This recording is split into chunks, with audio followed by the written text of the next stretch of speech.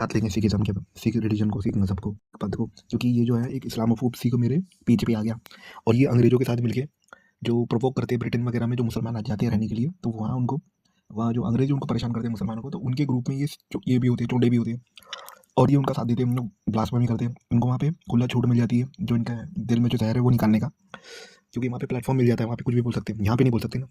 तो इनको हम जवाब देंगे और मैं खुला जवाब इन्होंने मेरे को मौका दे दिया क्योंकि सिखिज़्म के बारे में बहुत मालूम है मेरे को। और ये जो सिख खास जो रिलीजन है सबके बारे में हमको पता होना ज़रूरी है, क्योंकि क्या है भीड़ में आते हैं ऐसे लोग, ऐसे रिलीजन जिनके बारे में मुसलमान पलट के देखते नहीं, सोचते नहीं ये कौन है करके। बहुत सारे लोगों को पता नहीं होता, इंडियन लोगों को पता नहीं उनके रिलीजन के बारे में।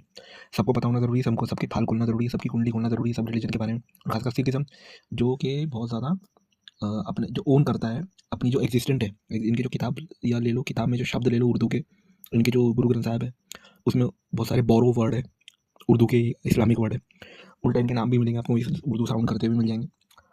ये इस्लामोफोब है साले। इनकी किताबों में लिखा हुआ है, इनकी अगर इस्लाम गलत है तो इनकी किताब में प्रॉफिट लिखा हुआ है, प्रॉफिट सही रहते वाइज रहते करके। तो ये भी गलत हुए ना, जब तुम्हारा रिलीजन ही बेस्ड है, जो ये सिंक्रेटिस्ट रिलीजन होता है ना, दो रिलीजन के ऊपर कंधे पे बैठ के अपना रिलीजन बना दे, तो एक को अगर गलत बोल रहे हो ना, तुम्हारा रिलीजन भी गलत हो जाता है। तुम्हारा अगर ब्रह्म ज्ञानी अगर गुरु था तो उसने क्यों नहीं बता दिया भाई ये सब बातें। हम यहाँ तो मैं बहुत सारी चीज़ें बताऊंगा इन लोग के बारे में, लेकिन इस वीडियो में हम सिर्फ इनके गुरु सक्सेशन की बात करेंगे, गुरुशिप के सक्सेशन की बात करेंगे, ये गुरु बनते कैसे थे। और मैं यहाँ बताऊंगा ये जो गुरुशिप था इनका, यानी एक गुरु दूसरे को गुरु बनाना, तो ये कोई इनका यानी ऐसा कुछ वो नहीं था, डिवाइन नहीं था, यानी पॉलिटिकल था। ये इसको आज बना दिया, उसको आज बना दिया, कोई ने अच्छा बर्ताव कर लिया वो बन गया गुरु। बात हर मुसलमानों को समझनी की कि इन लोग बहुत ज़्यादा क्या बोलते हैं वो बहुत सारी चीज़ें डिफेंस इनके पास बहुत सारे होते हैं, डिनाई, डिफेंस और डिफ्लेक्ट, ये इनके 3 डी होते हैं। तो ये अपनी किताबों के ट्रांसलेशन में गड़बड़ करते हैं, बहुत सारी चीज़ें छुपाते हैं। जैसे इनके गुरु ग्रंथ साहब में प्रॉफिट का नाम है महादीन लिखा हुआ है, तो उसका इन्होंने ट्रांसलेशन कुछ और कराऊंगा। ये सेकुलर सिख की बात कर रही है, इस्लामोफोब वाले की भी नहीं बात कर रहे हैं, नॉर्मल वाले भी सुअर ऐसे ही होते हैं। तो मैं गुरुशिप की बात करूँगा, गुरु बनते कैसे थे शॉर्ट में देख लो आप। तो पहला गुरु था गुरु नानक गुरु नानक ये बन गया गुरु। और ये जो गुरुशिप वाला जो कॉन्सेप्ट है, ये जो अपना पंथ बनाने वाला कॉन्सेप्ट है, बहुत सारी इनकी जो थियोलॉजी है ये पहले से एग्जिस्ट करती थी, यानी कि ये जैसे भाई गुरु का जो कॉन्सेप्ट है, इसने ये कबीर वगैरह से चोरी लिया है इन्होंने, बहुत सारी चीज़ें बोरो की इन्होंने। तो ये जो गुरु नानक का जो बेटा था सिरचंद, उसके इधर उधर जब ये घूमता था गुरु नानक, उसका एक बेटा भी था, वो कब पैदा हुआ था पता नहीं, तो उसको निगलेक्ट करता था गुरु गुरु जैसे उसका खुद का बेटा नहीं है, तो नानक जो था उसको निगलेक्ट करता था। तो जो चंद था, श्री चंद, जो गुरु नानक का बेटा था श्री चंद, इसने अपना एक अलग सेक्ट बनाया हुआ था, ठीक है। और ये जो चंद था ये नंगा घूमता था, तो इसका अलग ही गुरु का नाम था, हिंदू टाइप का कुछ इसका फिरका था। तो श्रीचंद जो था ना, अब ये श्रीचंद जो कैरेक्टर है, तो जो श्रीचंद था वो उसका जो राड़ा हुआ, उसका झगड़ा हुआ तीसरे गुरु से, ठीक है। ये जो दूसरा ये जो पहले गुरु का जो बेटा था, नानक का बेटा था श्रीचंद, इसकी थर्ड गुरु को नहीं मानता था, गुरुशिप के लिए इन लोगों में झगड़ा था। फिर जो दूसरे गुरु के जो बेटे थे दातू और दासू, ये भी तीसरे गुरु को नहीं मानते थे, गुरु अमरदास को नहीं मानते थे, ठीक है। और ये देख सकते हो कि force Amardas into hiding and disagree with Amardas guruship, यानी इन्होंने फोर्स करे थे कि अमरदास भाग गया था, कहीं छुप गया था, ठीक है। इनने अपनी पोती बनाया ये इन लोग की, और अपना ये गुरुशिप के लिए इन्हें पोजीशन में ले लिया। उनके जो पंथ थे, उनकी जो कविता की जो किताब थी ना, उसको इन लोग डिवाइन समझते थे, और वो जिसके पास रहती थी वो गुरु वगैरह रहता होगा। और यहाँ तक ये सब चीज़ें पॉलिटिक नहीं थी, और यहाँ तक इन लोग बदम नहीं कर रहे थे मुगल लोगों को। यहाँ तक हमने देखा कि जो तीसरे गुरु से पहले गुरु का बेटा और दूसरे गुरु के बेटे डिसएग्री करते थे। अब जो तीसरे गुरु का जब खुद बेटा था वो उससे डिसएग्री करता था, यानी बेचारा यहाँ से भी मार रहा वहाँ से भी मारा खा रहा, इसके भी बेटे से डिसएग्री करता था, वो भी गुरुशिप के लिए लड़ता था। अब इन्हें गुरु किसको बनाया, अमरदास ने गुरु बनाया अपने जवाई को। ये जो चौथा गुरु जो है असल में तीसरे गुरु का जवाई है, जो गुरु रामदास है ये जवाई है इसका। अब ये बेचारी की भी वही कहानी है जो नानक की कहानी है।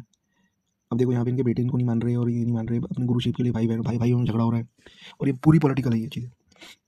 और जो चौथी गुरु का जो बेटा था ना, वो भी ये जो नानक के गुरु जैसा निकला, ठीक है। और वो कितना बड़ा कांड करता है, कितना बड़ा कैरेक्टर निकलता है वो। चौथे गुरु का जो बेटा होता है, ये वही पैटर्न चल रहा है इनका, जिन्होंने पोथी लिख ली, पोथी छुपा ली और अपने को गुरु क्लेम कर दिया। अभी जो प्रीति चंद होता है ना, ये चौथे गुरु का बेटा, ये जवाई का बेटा, तो ये पांचवें गुरु से इसकी फीड होती है, उसको मरवाने की कोशिश करता है। चौथे गुरु का बेटा पांचवें गुरु को मरवाने की कोशिश करता है बचपन। और ये छठवें गुरु हरगोविंद सिंह को भी जहर देने की कोशिश करता है। सुनो मजे की बात, यानी ये जो है प्रीतिचंद चौथे का बेटा पांचवें गुरु को भी मरवाने की कोशिश करता है, अपना अलग सेक्ट बनाता है। ये भी देखो, जिन्होंने अपना सेक्ट अलग फिरका बनाया था, और चौथे गुरु को भी मरवाने की कोशिश करता है, जो छोटा बच्चा होता है, ठीक है। यहाँ पे कहानी खत्म नहीं होती। छठवें गुरु का बेटा जो होता है ना, धीरीमल जो होता है, वो भी वही पैटर्न को फॉलो करता है। वो अपने को गुरु घोषित करता है, अपना धीरामल ही एक सेक्ट बनाता है। और ये देखो समय बड़ा कांड, इसने ये बड़ा समय वाला कैरेक्टर ये था। छठवें गुरु का जो बेटा था वो कितना बड़ा कैरेक्टर होता है। वो क्या करता है, वो सातवें गुरु को पॉइजन देने की कोशिश करता है, वही पैटर्न को फॉलो कर रहा है। धीरामल जो है उसने सातवें गुरु को पॉइजन देने की कोशिश की, मुगल के साथ कंस्पायर किया, ठीक है। और तेज बहादुर को भी मरवाने की कोशिश करता है, यानी नौवें गुरु को मरवाने की कोशिश करता है। तो छठवें गुरु का बेटा गुरु हरगोबिंद सिंह का जो बेटा धीरामल होता है, वो ये वही पैटर्न को फॉलो करते हुए सातवें गुरु को पॉइजन देने की कोशिश करता है, मुगल के साथ कंस्पायर करता है, नौवें गुरु को भी मरवाने की कोशिश करता है। अब आप देखेंगे कि जो यहीं पे बात खत्म नहीं थी धीरामल पे बेचारे पे, सातवें गुरु का जो बेटा था, जो खुद पॉइजन हो रहा था, उसका बेटा भी वैसे ही निकलता है। तो जो राम राय है, ये धीरा इसका बेटा है, गुरु हर राय का बेटा है, और राम राय नाम है इसका। अब ये भी वो पैटर्न को फॉलो करता है, इन्हें अपने आप को गुरु क्लेम कर दिया और नौवें गुरु को अरेस्ट करने की कोशिश की, अपने आप को गुरुशिप क्लेम कर दी, यानी सातवें का बेटे ने नौवें वाले को मरवाने की कोशिश किया।